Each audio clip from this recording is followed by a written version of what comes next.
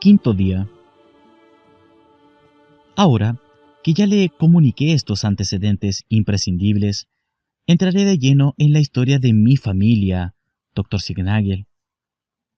La misma, según adelanté, desciende directamente de los atlantes blancos y, desde luego, de los antiguos divinos hiperbóreos. Hace miles de años, los íberos fueron víctima también de esa fatiga de guerra, que iba causando una amnesia generalizada en los descendientes de los atlantes blancos. Primero, se fue flexibilizando la austeridad de las costumbres y se permitió que los hábitos urbanos de los pueblos del pacto cultural se confundiesen con el modo de vida estratégico. Aquella penetración cultural tuvo incidencia decisiva en la desmoralización del pueblo, en la pérdida de su alerta guerrero. Luego se sellaron las alianzas de sangre que, conforme al engaño que padecían los últimos guerreros sabios, concretarían las ilusiones de la paz, la riqueza, la comodidad, el progreso, etc. Lógicamente, junto con los príncipes y princesas de los pueblos del pacto cultural, vinieron los sacerdotes a imponer sus cultos a los dioses traidores y a las potencias de la materia. Los guerreros perdieron así su espiritualidad, conocieron el temor y especularon con el valor de la vida. Aún serían capaces de luchar, pero solo hasta los límites del miedo, como los animales, y, por supuesto, serían temerosos de los dioses, respetuosos de sus voluntades supremas a las que nadie osaría desafiar. Ya no levantarían, pues, la vista de la tierra, ni buscarían el origen. En adelante, solo los héroes protagonizarían las hazañas que los guerreros ahora no se atrevían a realizar. Triste lugar de excepción el reservado a los héroes, cuando en los días de los atlantes blancos toda la raza era una comunidad de héroes. El triunfo del culto causó el olvido de la sabiduría. El espíritu se fue adormeciendo en la sangre pura y solo aquellos guerreros sabios que todavía conservaban un resto de lucidez atinaron al recurso desesperado de plasmar la misión familiar. En el caso de nuestra estirpe, Dr. Signagel, la locura de reunir en una sola mano el culto y la sabiduría condujo a mis antepasados a una demencial propuesta. Establecieron como pauta la perfección del culto. Es decir, que la cosa a perfeccionar no sería para nosotros una mera cualidad, tal como el color o el sonido, sino el propio culto impuesto por los sacerdotes, el culto a una deidad revelada por los atlantes morenos. Y me refiero precisamente a Belisana, la diosa del fuego. Pero todo culto es la descripción de un arquetipo. La misión familiar exigía, pues, el demencial objetivo de perfeccionar el culto hasta ajustarlo a su arquetipo, el que tan luego era una diosa, vale decir, una faz del Dios creador, y, como culminación, se ordenaba recrear en el espíritu a ese arquetipo, a esa diosa, y comprenderlo con el símbolo increado del origen. Ello era como pretender que el espíritu de un miembro, descendiente del linaje familiar, abarcase un día al Dios creador y al universo entero, para comprenderlo luego con el símbolo del origen. Con otras palabras, ello era como exigir, al final, la más alta sabiduría, el cumplimiento del mandato de los atlantes blancos, comprender a la serpiente con el símbolo del origen. No podría asegurarle si esta alucinante propuesta fue el producto de la locura de mis antepasados u obedeció a una inspiración superior, a una solicitud que los dioses liberadores hacían a la estirpe. Quizá ellos sabían desde el principio que uno de los nuestros llegaría a cumplir la misión familiar y despertaría, como guerrero sabio, en el momento justo en que se librase sobre la tierra la batalla final.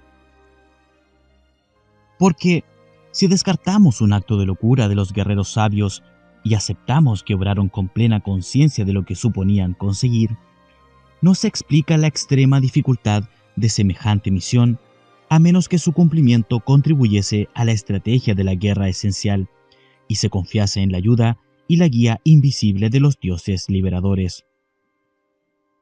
Tal vez, entonces, los dioses liberadores quisieron contar, durante la batalla final, con iniciados capaces de enfrentarse con ellos cara a cara, y hubiesen decidido dotar a ciertos linajes, como el mío, del instrumento adecuado para ello, esto es, de la comprensión del arquetipo de los dioses. Esta necesidad se entiende por medio de una antigua idea que los atlantes blancos transmitieron a los guerreros sabios de mi pueblo. De acuerdo a esa revelación, los dioses liberadores eran espíritus increados que existían libremente fuera de toda determinación material. Pero los espíritus encadenados en la materia, en el animal hombre, habían perdido el origen y, con ello, la capacidad de percibir lo increado. Solo podían relacionarse con lo creado, con las formas arquetípicas. Por eso los dioses liberadores solían emplear como ropaje algunos arquetipos de dioses para manifestarse a los hombres.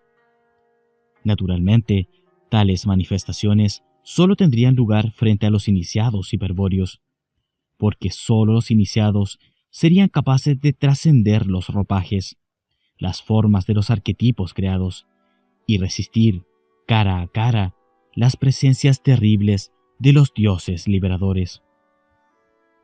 Siendo así, tal vez ellos habrían querido que un iniciado de mi estirpe llegase algún día, presumiblemente durante la batalla final, a ponerse en contacto con la diosa hiperbórea que suele manifestarse a través de Belisana, la que los atlantes blancos llamaban Fría y los antiguos hiperbóreos Lilith.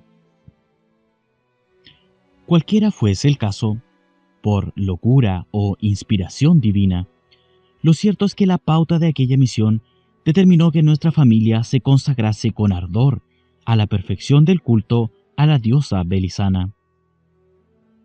Seguramente, esa dedicación tan especial a la práctica de un culto haya sido salvadora, pues, durante muchas generaciones, se creyó que el nuestro era un linaje de sacerdotes.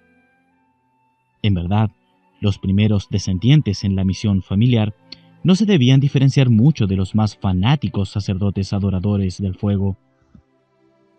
Sin embargo, con el correr de las generaciones, fueron surgiendo miembros que penetraron más y más en la esencia de lo ígneo. La diosa Belisana estaba representada, en el culto primitivo, por la flama de una lámpara perenne de los atlantes morenos. Las lámparas perennes las habían cedido los sacerdotes para sellar las alianzas de sangre entre miembros del pueblo del pacto cultural y del pacto de sangre, y como el medio mágico más seguro para imponer el culto sobre la sabiduría. De ese modo, entre los íberos de mi pueblo, un guerrero sabio contrajo enlace con una princesa íbera, que era también sacerdotisa del culto a la diosa Belisana, y recibió como dote aquella lámpara cuya flama no se apagaba nunca. Absurdamente, mi familia poseyó entonces la espada sabia, con la piedra de Venus de los atlantes blancos y la lámpara perenne, con la flama de los atlantes morenos. Pero la espada sabia no jugaría aún su papel. Solo era celosamente conservada, por tradición familiar, pues se había perdido la facultad de ver el signo del origen sobre la piedra de Venus. En cambio, a la lámpara perenne, al culto a la flama sagrada, se le ofrendaba toda la atención. Así, hubo descendientes que consiguieron perfeccionar la divina flama, aproximándola cada vez más al arquetipo ígneo de la diosa. Y hubo también descendientes que lograron aislar y aprehender la esencia de lo ígneo, incorporando el arquetipo del fuego en la sangre familiar. Cuando esto ocurrió, algunos antepasados, prudentemente, abandonaron el culto de la flama y se retiraron a un señorío del sur de España. Dejaron la lámpara perenne a los restantes familiares, que eran incapaces de faltar al culto, y conservaron la espada sabia, que para aquellos no significaba nada. Por supuesto, quienes quedaron en custodia de la lámpara perenne continuaron siendo reyes o sacerdotes porque el pueblo estaba completamente entregado al culto de la diosa Belisana. Los que se retiraron, mis antepasados directos, tuvieron que ceder en cambio todos sus derechos a la sucesión real. No obstante, mantuvieron algún poder como señores de la Casa de Tarsis, cerca de Huelva, en Andalucía. Fue entonces cuando adoptaron el barbo unicornio como símbolo de la Casa de Tarsis. Al principio representaban aquel pez mítico en sus escudos o en primitivos blasones, pero en la Edad Media, como se verá, fue incorporado heráldicamente al escudo de armas familiar. El barbo caballero, Barbus eques, es el más común en los ríos de España, especialmente el Odiel, que circulaba a escasos metros de Tarsis. Recibe el pez tal nombre debido a 4 barbillas que tiene en la mandíbula inferior, la cual es muy saliente. Empero, el barbo al que se referían los señores de Tarsis era un pez provisto de un cuerno frontal y 5 barbillas. El mito que justificaba al símbolo afirmaba que el barbo, desplazándose por el río Odiel, era semejante al alma transitando por el tiempo trascendente de la vida, una representación del animal hombre. Pero los descendientes de los atlantes blancos no eran como el animal hombre, pues poseían un espíritu increado encadenado en el alma creada. Entonces, el barbo no los representaba concretamente. De allí la adición del cuerno espiralado, que correspondía al instrumento empleado por los dioses traidores para encadenar al espíritu increado, vale decir, a la llave Kalachakra. Naturalmente, el espíritu increado era irrepresentable, y por eso se lo insinuaba dejando sin terminar, en las representaciones del barbo unicornio, la punta del cuerno. Más allá del cuerno, a una distancia infinita, se hallaba el espíritu increado, absurdamente relacionado con la materia creada. Y la barba del barbo, desde luego, significaba la herencia de Napután, el número de Venus. Naturalmente, los señores de Tarsis prosiguieron practicando el culto a Belisana, pues, hasta Lito de Tarsis, no hubo ninguno que comprendiese la misión familiar y, además, porque ello estaba establecido y sancionado por las leyes de mi pueblo. Mas, el objetivo secreto de la misión familiar impulsaba inexorablemente a sus partícipes a recrear espiritualmente el arquetipo ígneo, y eso los marcó con una señal inconfundible. Adquirieron fama de ser una familia de místicos y de aventureros, cuando no, de locos peligrosos. Y algo de verdad había en tales fábulas, pues aquel fuego en la sangre, al principio descontrolado, causaba los extremos más intensos de la violencia y la pasión. Existieron quienes experimentaron en sus vidas el odio más terrible y el amor más sublime que humanamente se puedan concebir. Y toda esa experiencia se condensaba y sintetizaba en el árbol de la sangre y se transmitía genéticamente a los herederos de la estirpe. Con el tiempo, las tendencias extremas se fueron separando y surgían periódicamente señores que eran puro amor o puro valor, es decir, grandes místicos y grandes guerreros. Entre los primeros estaban los que aseguraban que la antigua diosa se había instalado en el corazón y que su flama los encendía en un éxtasis de amor. Entre los segundos, los que, contrariamente, afirmaban que ella les había helado el corazón, les había infundido tal valor que ahora eran tan duros como las rocas de Tarsis. También las damas intervenían en esta selección. Ellas sentían el fuego de la sangre como un dios, al que identificaban como Veleno, el esposo de Belisana. En realidad, este Veleno, dios del fuego, al que los griegos conocían como Apolo, el hiperbóreo, era un arquetipo ígneo empleado desde los días de la Atlántida por el más poderoso de los dioses liberadores como ropaje para manifestarse a los hombres. Me refiero al gran jefe de los espíritus hiperbóreos, Lucifer, el que desafía con el poder de la sabiduría al poder de la ilusión del Dios creador, el enviado del Dios incognoscible, el verdadero Cristo de luz increada.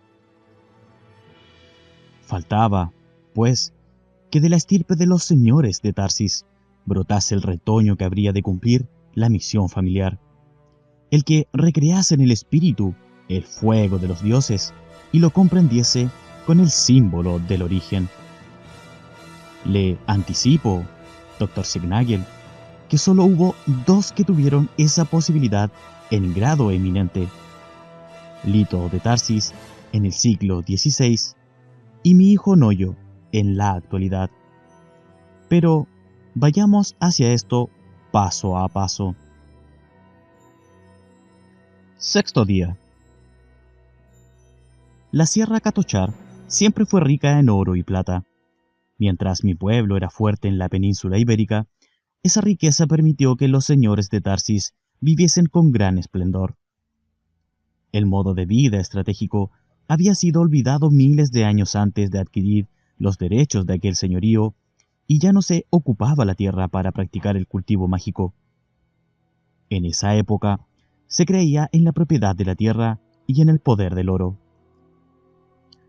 Todos los reinos estaban infestados de comerciantes y mercaderes que ofrecían, por oro, las cosas más preciosas: especias, géneros, vestidos, utensilios, joyas y hasta armas. Sí, las armas que en el pasado eran producidas por cada pueblo combatiente, siendo las más perfectas acaparadas por los pueblos del Pacto de Sangre. Entonces podían adquirirse a los traficantes por un puñado de oro. Y los señores de Tarsis, con su oro y su plata, compraban a los campesinos la mitad de sus cosechas. La otra mitad, menos lo necesario para subsistir, correspondía, como es lógico, a los señores de Tarsis, por ser estos los propietarios de la tierra. Y el sobrante de aquellos alimentos, junto con el oro y la plata que abundaban, iban a parar a los puertos de Huelva, que entonces se llamaba Onuba, para convertirse en mercancías de la más variada especie. Los fenicios, descendientes de la raza roja de la Atlántida, se contaban entre los pueblos que adhirieron de entrada al pacto cultural. En el pasado habían sido enemigos jurados de los íberos.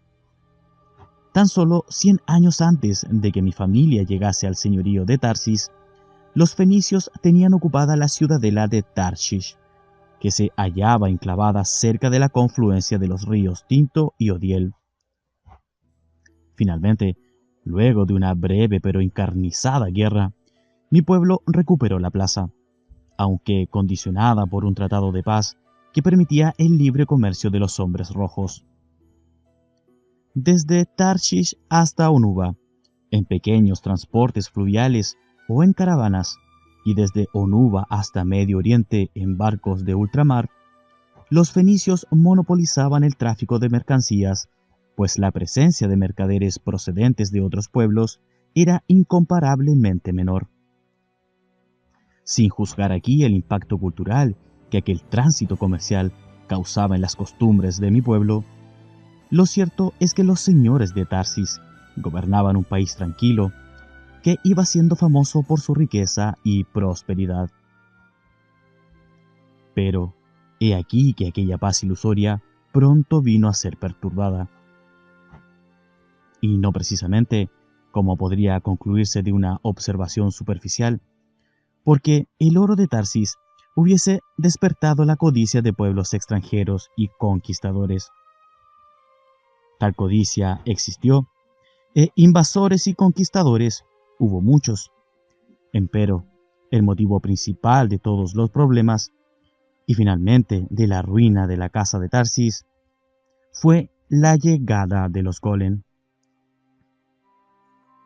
Desde el siglo VIII antes de Jesucristo, aproximadamente desde que Sargón, el rey de Asiria, destruyera el reino de Israel, comenzaron a aparecer los golem en la península ibérica. Al comienzo venían acompañando a los comerciantes fenicios y desembarcaban en todos los puertos del Mediterráneo, pero luego se comprobó que también avanzaban por tierra, al paso de un pueblo escita al que habían dominado en Asia Menor. Este pueblo, que era de nuestra misma raza, atravesó Europa de este a oeste y llegó a España 2 siglos después, cuando la obra destructiva de los malditos golem estaba bastante adelantada. Los golem, por su parte, evidenciaban claramente que pertenecían a otra raza, cosa que ellos confirmaban con orgullo. Eran miembros, se vanagloriaban, del pueblo elegido por el Dios creador para reinar sobre la tierra. Sus maestros habían sido los sacerdotes egipcios y venían, por lo tanto, en representación de los atlantes morenos. Todos los pueblos nativos de la península, y también el que luego llegó con los golem, no recordaban ya el modo de vida estratégico y estaban en poder de sacerdotes de distintos cultos. La misión de los golem consistía, justamente, en demostrar su autoridad sacerdotal y unificar los cultos. Para ello, disponían de diabólicos poderes, que recordaban sin dudas a los atlantes morenos, y una crueldad sin límites. El Dios creador y las potencias de la materia los enviaban para reafirmar el pacto cultural. Los tiempos estaban maduros para que el hombre recibiese una nueva revelación, un conocimiento que traería más paz, progreso y civilización que lo hasta entonces alcanzado por los pueblos del pacto cultural. Una idea que algún día haría que estos bienes fuesen permanentes y acabaría para siempre con el mal y con las guerras. Esa revelación, ese conocimiento, esa idea se sintetizaba en el siguiente concepto. La singularidad de Dios tras la pluralidad de los cultos. Los golem, en efecto, habían venido para iluminar a los pueblos y a los sacerdotes de todos los cultos sobre la multiplicidad de los rostros de Dios y la necesaria unidad que éste mantiene en su propia esfera. Esta sería la fórmula. Por sobre todas las cosas están los dioses, y por sobre todos los dioses está el Uno. Por eso ellos no pretendían reemplazar a los dioses, ni cambiar sus nombres, ni siquiera alterar la forma de los cultos. Es natural, decían, que Dios posea muchos nombres, puesto que Él exhibe muchos rostros. Es comprensible, también, que haya varios cultos para adorar los distintos rostros de Dios. Nada de esto ofende a Dios, nada de esto cuestiona su unidad. Pero donde el uno se mostrará inflexible con el hombre, donde no aceptará disculpas, donde posará sus 1000 ojos justicieros, será en el sacrificio del culto. Porque, cualquiera fuese la forma del culto, el sacrificio es uno. Vale decir, el sacrificio participa de el uno. De acuerdo con esta novedosa revelación, la unidad del Dios creador se comprobaba en el sacrificio ritual, y la adoración al Dios creador, para todo culto, se demostraba por el sacrificio ritual. Ay, doctor, A pesar de que hoy en día esos cultos parecen tan lejanos en el tiempo, no puedo pensar sin estremecerme de horror en las miles y miles de víctimas humanas causadas por el descubrimiento de los golem. He de referirme ahora a un aspecto escabroso de la conducta de los golem. ¿Acaso la clave esté en el hecho de que consideraban al Dios creador en su unidad absoluta como masculino? El uno, en efecto, era un Dios macho y nada había más arriba ni más abajo de él que equilibrase o neutralizase aquella polaridad. Admitían una relativa androgenia cósmica hasta determinado nivel, poblado por dioses y diosas debidamente apareados. Pero en la cima, como creador y señor de los demás dioses, estaba el uno, que no era ni andrógino ni neutro, sino masculino. El uno no admitía diosas a su lado, pues se bastaba a sí mismo para existir. Era un dios macho solitario.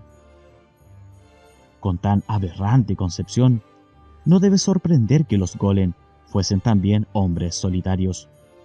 Empero, aunque la clave de su conducta esté aquí, no ha de ser tan fácil derivar de ella el principio que los llevaba a practicar, entre ellos, el onanismo y la sodomía ritual.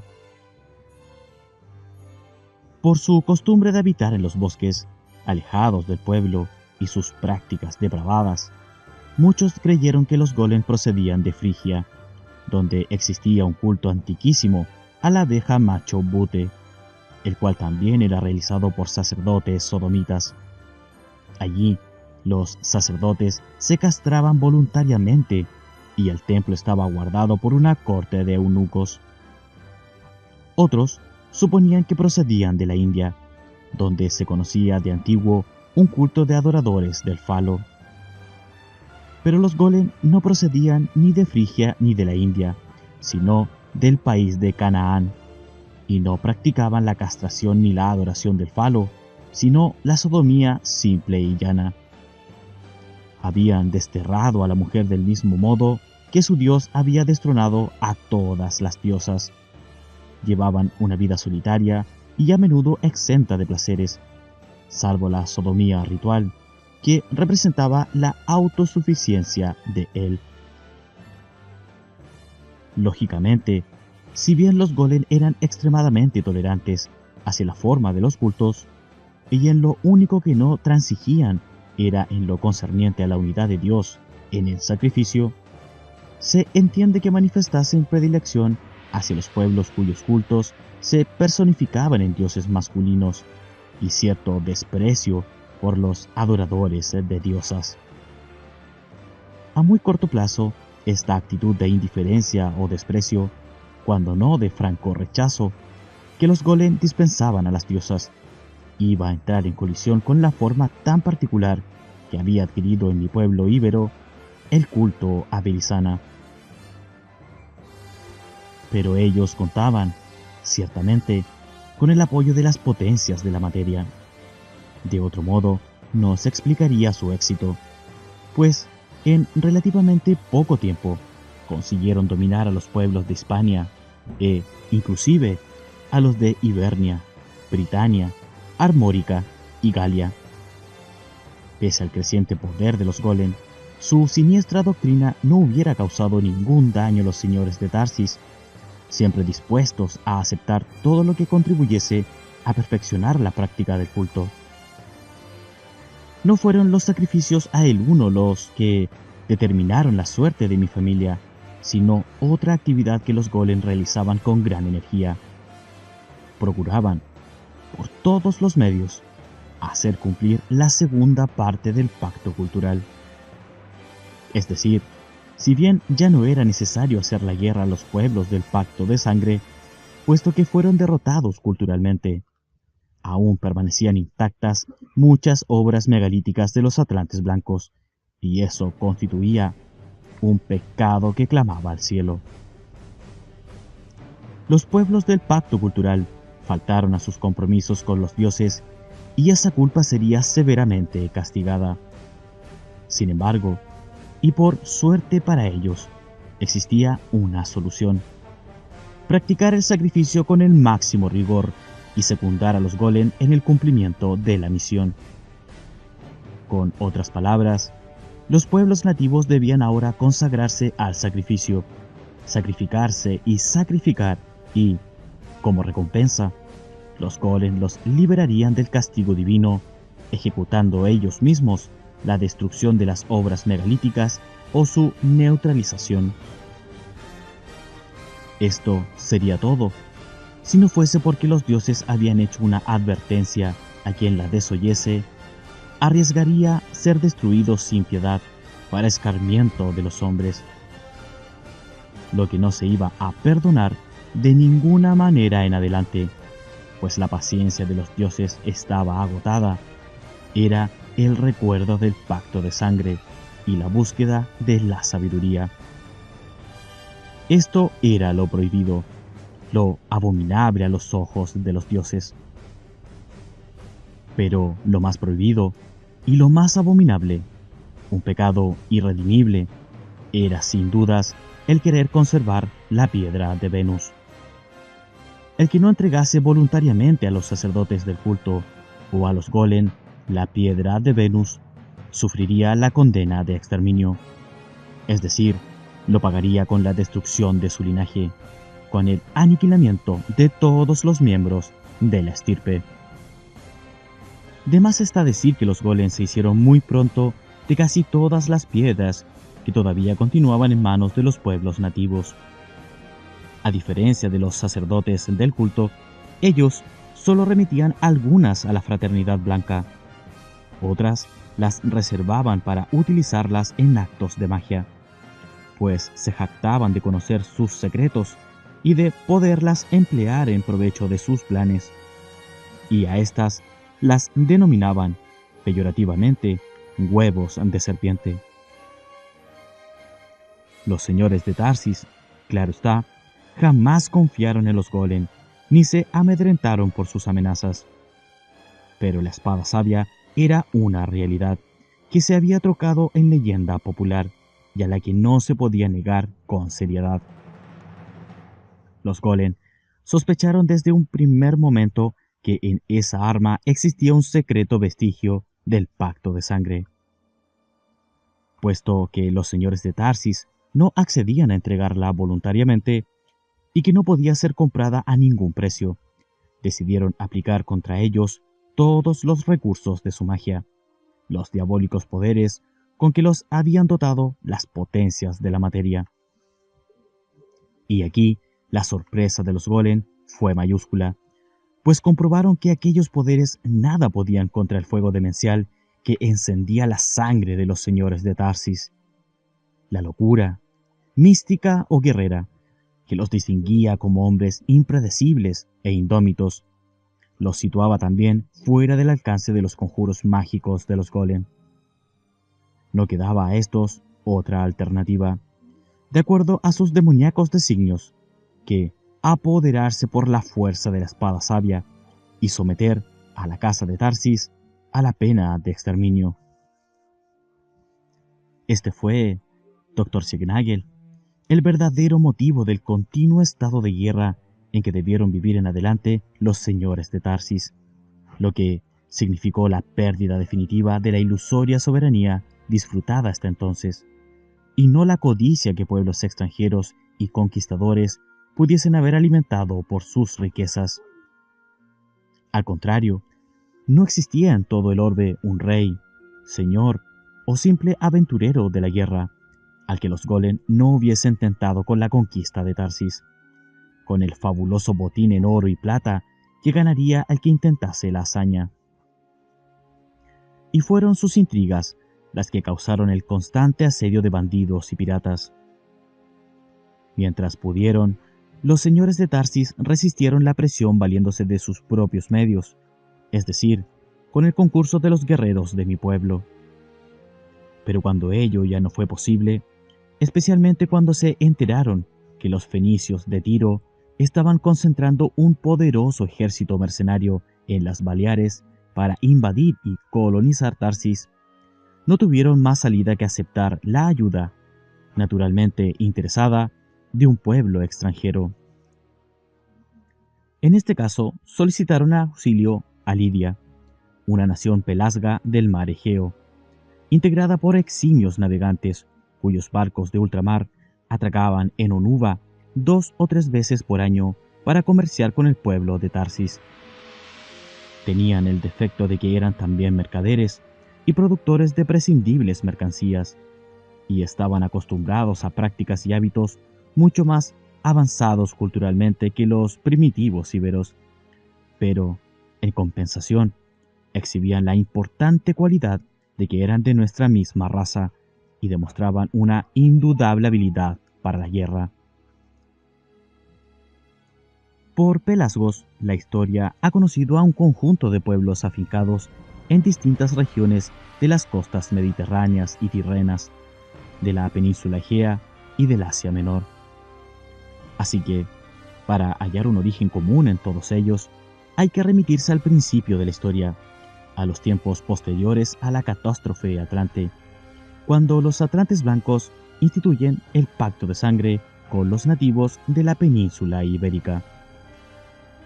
En verdad, entonces solo había un pueblo nativo que fue separado de acuerdo a las leyes exógamas atlantes en 3 grandes grupos: el de los íberos, el de los vascos y el de los que después serían los pelasgos. A su vez, cada uno de estos grandes grupos se subdividía internamente en 3, en todas las organizaciones sociales tribales de las aldeas, poblados y reinos. Aquel pueblo único sería conocido luego de la partida de los atlantes blancos como Virtriones, es decir, ganaderos, pero el nombre no tardó en convertirse en Vitriones, Betriones y, por influencia de otros pueblos, especialmente de los fenicios, en Beriones o Geriones. El gigante Geriones, con un par de piernas, es decir, con una sola base racial, pero triple de la cintura para arriba, o sea, con 3 cuerpos y 3 cabezas, procede de un antiguo mito pelasgo en el que se representaba al pueblo original con la triple división exogámica impuesta por los atlantes blancos. Con el correr de los siglos, los 3 grandes grupos del pueblo nativo fueron identificados por sus nombres particulares, y se olvidó la unidad original. Las rivalidades e intrigas estimuladas desde el pacto cultural contribuyeron a ello, acabando cada grupo convencido de su individualidad racial y cultural. A los íberos ya los he mencionado, pues de ellos desciendo, y los seguiré citando en esta historia. De los vascos nada diré, fuera de que temprano traicionaron al pacto de sangre y se aliaron al pacto cultural, error que pagarían con mucho sufrimiento y una gran confusión estratégica, puesto que eran un pueblo de sangre muy pura. Y en cuanto a los pelasgos, el caso es bastante simple. Cuando los atlantes blancos partieron, iban acompañados masivamente por los pelasgos, a quienes habían encargado la tarea de transportarlos por mar hacia el Asia Menor. Allí se despidieron de los atlantes blancos y decidieron permanecer en la zona, dando lugar con el tiempo a la formación de una numerosa confederación de pueblos. Sucesivas invasiones los obligaron en muchas ocasiones a abandonar sus asentamientos, mas, como se habían transformado en excelentes navegantes, supieron salir bien parados de todos los trances. Sin embargo, aquellos desplazamientos los traerían nuevamente en dirección de la península ibérica, en el momento que transcurre la alianza con los lidios, siglo VIII antes de Jesucristo.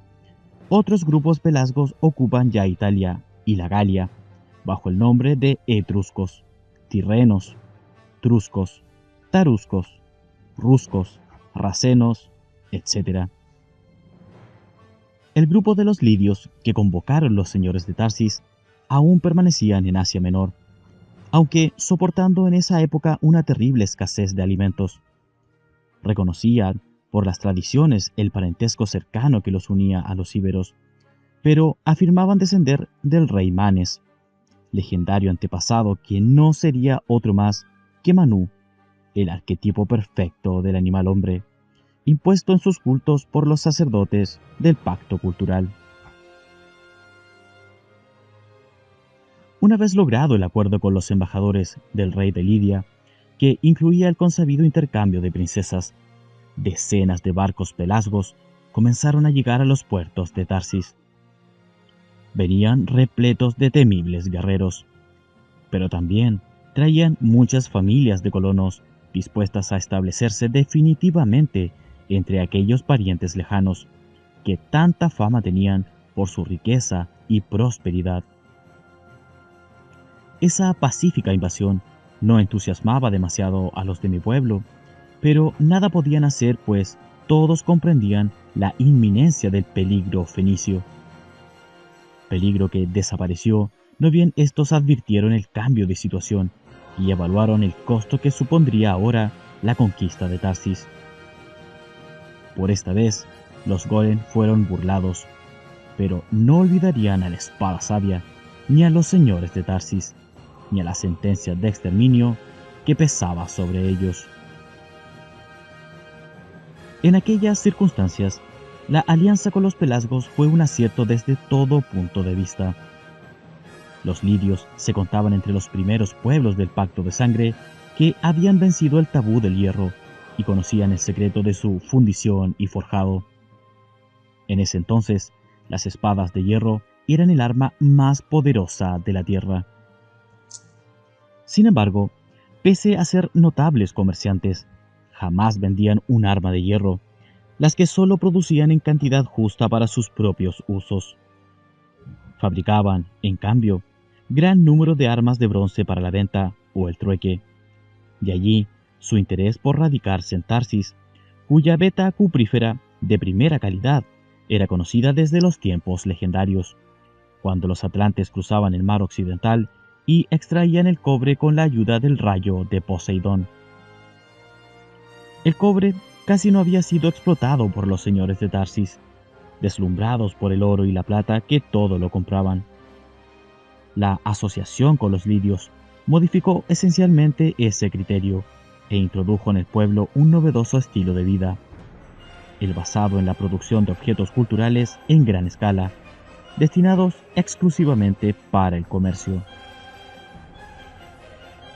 Una disuasiva muralla de piedra se levantó en torno de la antiquísima ciudadela de Tarsis, que los pelasgos denominaban Tartesos, y terminó dando nombre al país, con un perímetro que abarcaba ahora un área 4 o 5 veces superior.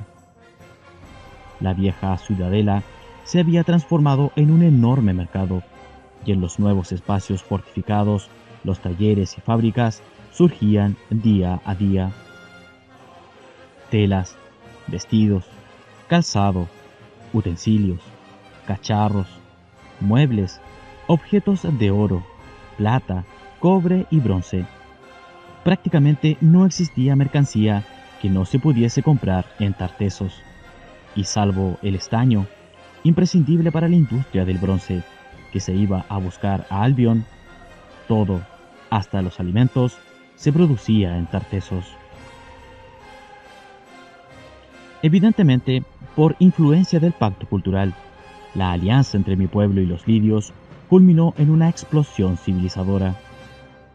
Muy pronto el antiguo señorío de Tarsis se convirtió en el reino Tartéside y, en pocos siglos, se expandió por toda Andalucía. Los tartesios fundaron entonces importantes ciudades, tales como Menace, hoy llamada Torre del Mar, o Masita, a la que los usurpadores cartagineses rebautizaron Cartagena. Su flota llegó a ser tan poderosa como la fenicia, y su comercio, altamente competitivo por la mejor calidad de los productos, consiguió poner en grave peligro la economía de los hombres rojos. Recién, a partir del siglo IV a.C., a causa de la colonización griega y de la expansión de la colonia fenicia de Cartago, declinó en algo la supremacía comercial y marítima mediterránea de los tartesios. Debo insistir en el hecho de ser parientes cercanos facilitó enormemente la integración con los pelasgos. Ello se pudo comprobar, especialmente en el caso del culto, donde casi no había diferencia entre los dos pueblos, pues los lidios adoraban también a la diosa del fuego, a la que conocían como Belilith. Con pocas palabras, para los lidios, Beleno era Bel y Belisana Belilith. También, por provenir de una región donde el pacto cultural tenía mayor influencia, presentaban algunas diferencias en la lengua y en el alfabeto sagrado. La antigua lengua pelasga, que en mi pueblo aún se hablaba con bastante pureza, había sufrido en los lidios el influjo de lenguas semitas y asiáticas.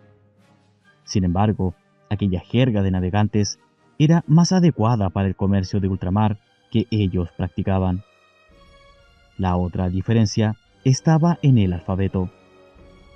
Hacía miles de años que en mi pueblo se había olvidado la lengua de los pájaros.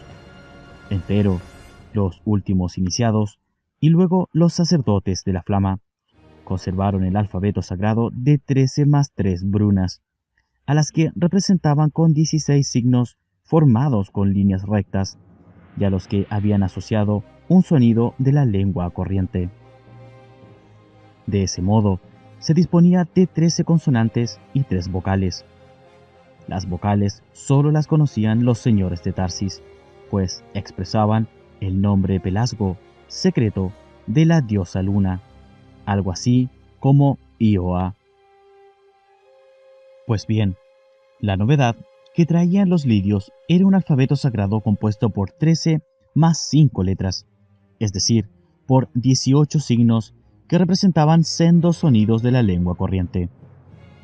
Tenía también 13 consonantes, pero las vocales eran 5, y las 2 agregadas, los lidios no podían suprimirlas ya sin perder más de la mitad de sus palabras.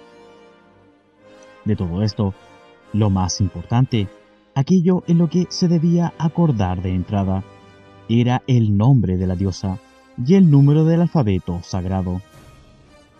Sobre lo primero, se convino en referirse a la diosa en lo sucesivo con un nombre más antiguo, que habían sido común a los dos pueblos, Pirena. Desde entonces, Belisana y Belilith serían para los tartesios la diosa del fuego Pirena.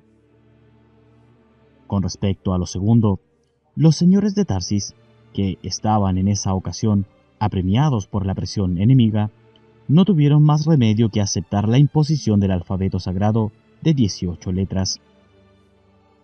El único consuelo, ironizaban, consistía en que el número 18 agradaba mucho más a la diosa que el 16. Por lo demás, los lidios habían sufrido una suerte parecida a la de mi pueblo. En algún momento de su historia, los ganó la fatiga de guerra y acabaron cediendo frente a los pueblos del pacto cultural. Los últimos de sus iniciados consiguieron entonces plasmar las misiones familiares en un número aún mayor de estirpes que las existentes entre los míos. Eso explicaba la gran cantidad de familias de artesanos especializados en los más variados oficios que integraban el pueblo de los lidios. Séptimo día. La cordillera de la Sierra Morena es parte de la divisoria mariánica que separa al sur de Andalucía del resto de la península ibérica. Desde el Mediterráneo, frente a las Baleares, hasta el Monte Gordo en la desembocadura del río Guadiana, su relieve tiene una longitud aproximada de 600 kilómetros. En el extremo occidental, dando origen al río Odiel, se dibuja de este a suroeste la Sierra de Aracena, en uno de cuyos cerros se halla enclavado el castillo templario al cual me referiré más adelante. Numerosas cadenas de sierras menores se extienden más al sur. Una de ellas es la de Río Tinto, de donde proviene el río del mismo nombre. Otra es la de Catochar, asiento de las principales minas de la Casa de Tarsis. Los ríos Tinto y Odiel descienden hacia el Golfo de Cádiz y confluyen, pocos kilómetros antes de la costa, formando una ancha ría. En la franja de terreno que queda entre ambos ríos, sobre la desembocadura del Odiel, se asienta desde la antigüedad la ciudad fluvial y marítima de Onuba, hoy llamada Huelva. Y a unos 25 kilómetros de Onuba, Odiel arriba, se encontraba la antiquísima ciudadela de Tarsis, en las cercanías de la actual villa Valverde del Camino. El río Tinto, o Pinto, recibe ese nombre porque sus aguas bajan rojizas, teñidas por el mineral de hierro que recoge en la Sierra Aracena. El Odiel, en cambio, siempre fue un río sagrado para los íberos, y por eso lo identificaban con la más importante bruna, la que designa el nombre de Nabután, el gran jefe de los atlantes blancos. Al parecer, Nabután significaba señor, Bután, en la lengua de los atlantes blancos. Los distintos pueblos indogermanos que participaron del pacto de sangre, pero luego cayeron frente a la estrategia del pacto cultural, concluyeron que se trataba de un dios y le adoraron bajo diferentes nombres, todos derivados de Nabután. Así se le llamó Nabu, de Nabután, Wotan, de Nabu-Után, Nahuotán, Odán u Odín, de Nabodán, Nabodín, Odiel u Odal, de Nabodiel, Nabodal, etc. 5 kilómetros al norte de la ciudadela de Tarsis, en el sistema de la Sierra Catochar, se halla el Monte Char, nombre que significaba fuego y verbo en diversos dialectos íberos. En su cima existía un bosque de fresnos que era venerado por los íberos en memoria de Nabután. Allí, los atlantes blancos habían erigido un enorme menhir, señalado con su bruna. Lo habían plantado en el centro del bosque, en un sitio que, extrañamente, estaba poblado por un pequeño grupo de manzanos. En los días de los señores de Tarsis, solo sobrevivía uno de aquellos manzanos, y nadie sabía explicar si los otros habían desaparecido por causas naturales o por el talado intencional.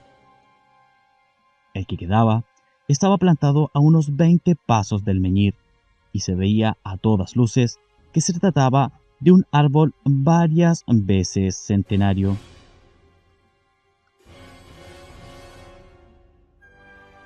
Toda la antigüedad mediterránea, pregriega, conocía la existencia del manzano de Tarsis, hacia el que solían emprender peregrinaciones anuales los devotos de la diosa del fuego. En un comienzo, en efecto, los fresnos y manzanos estaban asociados a Nabután y Fría, respectivamente. Posteriormente, luego de la alianza de sangre con los pueblos del pacto cultural, los sacerdotes consagraron el manzano de Tarsis a la diosa Belisana y establecieron la costumbre de celebrar el culto al pie de su añoso tronco. Para ello, construyeron un altar de piedra compuesto de 2 columnas y una losa transversal, sobre la que se asentaba la lámpara perenne. Aquel fuego inmortal representaba a la diosa, y el manzano, el camino a seguir. Conforme enseñaban los sacerdotes, el Dios creador escribió el culto en la semilla del manzano. El árbol era solo una parte del mensaje referido al destino del hombre. La flor, por ejemplo, equivalía al corazón del hombre, el asiento del alma, y su forma y su color expresaban la promesa de la diosa. Pero otra parte del mensaje estaba escrito en el rosal, y la promesa de la diosa también lucía en su flor, en su forma y su color. El manzano y el rosal no solo eran plantas de la misma familia, sino que en realidad consistían en una sola planta. Fue la promesa de la diosa la que dividió la semilla del manzano para que hubiesen varias flores diferentes, flores que revelarían el camino de la perfección a aquellos hombres que se entregasen a ella y abrazasen su culto. Por supuesto, el mito que describía el culto solo sería revelado por los sacerdotes, a quienes ellos consideraban que estaban preparados para la iniciación en el sacerdocio, es decir, a quienes iban a ser también sacerdotes. El significado secreto de la promesa sería este: el manzano y el rosal correspondían a dos estados o fases de la vida del hombre, como la niñez y la adultez. Por ejemplo, cuando era como niño, el hombre tenía su corazón semejante a la flor del manzano, que era blanca y sonrosada por fuera, y se desplegaba insensatamente. Cuando fuese como adulto, es decir, cuando fuese iniciado como sacerdote del culto, o cuando fuese capaz de oficiarlo como un sacerdote, tendría el corazón como la flor del rosal, que era del color del fuego de la diosa, y jamás se desplegaba totalmente, como no fuera para morir. Por eso existía en el mundo un solo manzano y muchos rosales, porque muchas serían las perfecciones que podría alcanzar el hombre que emprendiese el sacerdocio de la diosa. La historia del manzano ya estaba escrita. En cambio, la historia del rosal se estaba siempre escribiendo, y la mejor parte aún no había sido escrita. Vendrían al mundo, algún día, hombres de un corazón tan perfecto que entonces advendrían las rosas más bellas, como nunca se vieron antes en la tierra. Con esta explicación, se entenderá por qué los sacerdotes habían permitido que un viejo rosal de Pitimini se hubiera enrollado como una serpiente en el tronco del manzano de Tarsis. Indudablemente, tal disposición de los dos árboles era necesaria para representar el significado secreto del culto. El ritual obligaba a adorar el fuego de la diosa y admirar la flor del manzano, deseando intensamente que la diosa cumpliese la promesa y el corazón del sacerdote se tornase como la flor del rosal.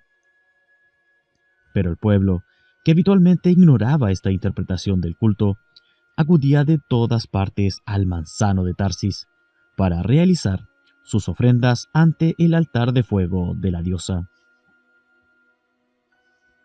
Cuando mis antepasados adquirieron los derechos del señorío de Tarsis, que entonces era muy reducido y estaba devastado por la reciente guerra contra los fenicios, se hicieron cargo naturalmente del culto local, aunque carecían de una lámpara perenne.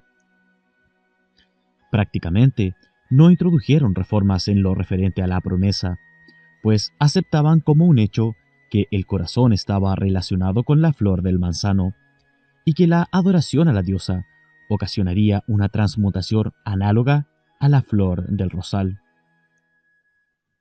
Solo en lo tocante al fuego se pudo apreciar el primer efecto visible que la misión familiar estaba causando en los señores de Tarsis. Agregaron al título de la diosa la palabra frío. Vale decir que Belisana era ahora la diosa del fuego frío. Explicaron ese cambio como una revelación local de la diosa. Ella había hablado a los señores de Tarsis.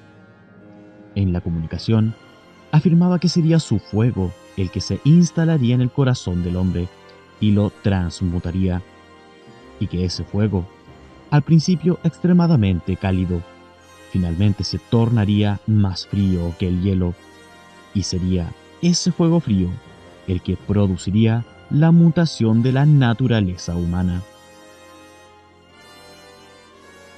Hay que ver en este cambio algo más que un simple agregado de palabras. Era la primera vez que en un culto aparecía la posibilidad de enfrentar y superar al temor, es decir, al sentimiento que en todos los cultos aseguraba la sumisión del creyente.